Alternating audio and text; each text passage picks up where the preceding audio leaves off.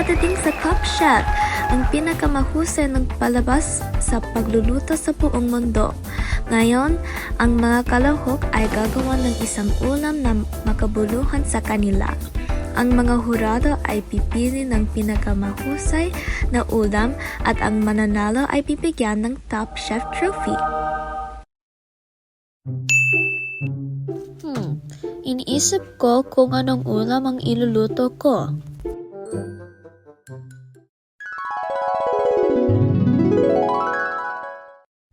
Nanay, pwede ba tayong magluto ng adobong baboy para sa pamilya?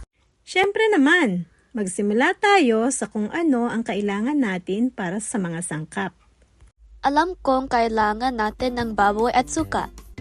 Oo, kailangan natin ng 2 libra ng baboy at hiwain sa katamtamang laki. Pagkatapos ay kailangan natin ng 1 katlong tasa ng puting suka at toyo.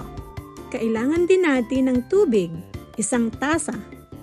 Pagkatapos ay kailangan natin ng 1 ulo ng bawang na diniktik, 1 kutsarita ng pamintang buo at 3 dahon ng laurel. Panghuli, kailangan natin ng 2 kutsara ng langis at 1 kutsara ng asukal na pula.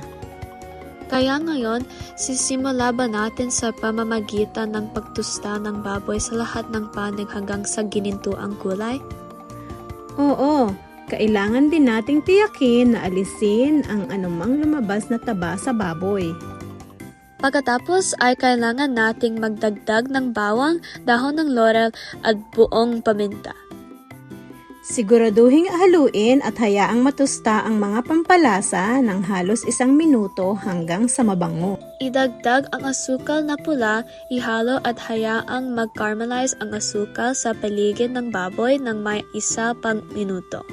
Ngayon ay magbubuhos tayo ng toyo, suka at sapat na tubig upang matakpan ang baboy. Pakuluan sa mataas na apoy, pagkatapos ay ibaba ang temperatura ng kalan at hayaang kumulo sa mahinang apoy na may takip nang hindi bababa sa 45 minuto hanggang sa 1 oras. Gawing mataas ang init ng apoy at hayaang kumulo ang sarsa hanggang sa maging malapot ang sabaw. Ihain natin ito sa ibabaw ng mainit na kanin at mag-enjoy! Sa wakas, luto na ang adobo. Gutom na ako, kain na tayo! The winner of Top Chef is, congratulations goes to